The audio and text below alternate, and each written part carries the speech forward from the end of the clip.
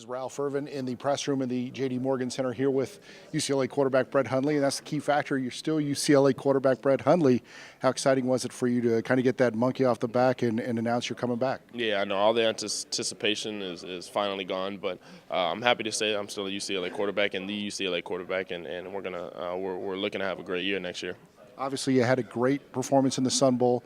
You and I had a chance to talk on the field, and I think at that moment you were thinking, "This is the last time I'm wearing this UCLA uniform." Yeah, and that was actually the crazy thing to think and walk off that field and understand that it could be the last time I wear that UCLA uniform. So it's a little weird to think about it, but thankfully it's not. Talk about the process. You go home, you get to spend time with family, removed from the whole situation, and what kind of pops in your head as you're thinking about which way to go?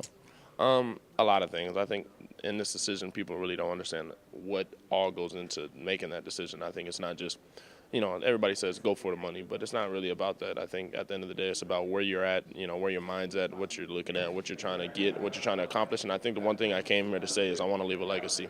And to leave that dream is something I don't want to do. So to come back and still being able to accomplish that a legacy that I want to leave is something very special. Well, and the funny thing is you consult a couple former teammates that are in the NFL, and that kind of just reminds you of the family aspect that's here at UCLA. Yeah, and it's just a big brotherhood, and I think talking to Jonathan Franklin was a big help. And he broke it down and saying, it's a different family-like atmosphere and something that you'll really never get back, and you don't want to rush through. And one thing that changes is when you take on this decision, you kind of put yourself in a position that you've got to lead by example for this entire football team. Yeah, and I mean that's what it is. Being the quarterback of the team is not only being the quarterback, but being the leader of the team, and not only on the field but off the field. And I think helping everybody, just figure out stuff and learn these things.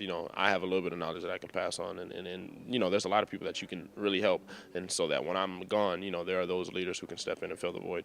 And then you talk about off the field, the scrutiny is going to be there. Everybody's really going to be paying that much more attention to you than they have the first 2 years. Yeah, and there'll always be people watching and people with something to say.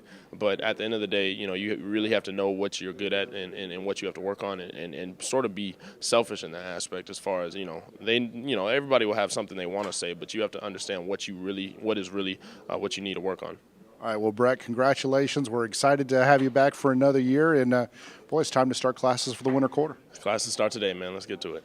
All right, Brett, thanks again. Congratulations on the decision. Thank you so much. Go Bruins. All right, that's Brett Hundley again. UCLA has their quarterback for 2014, and UCLA begins their offseason conditioning program very shortly. But for the best news and notes on UCLA football year-round, of course, you get it all right here at UCLABruins.com.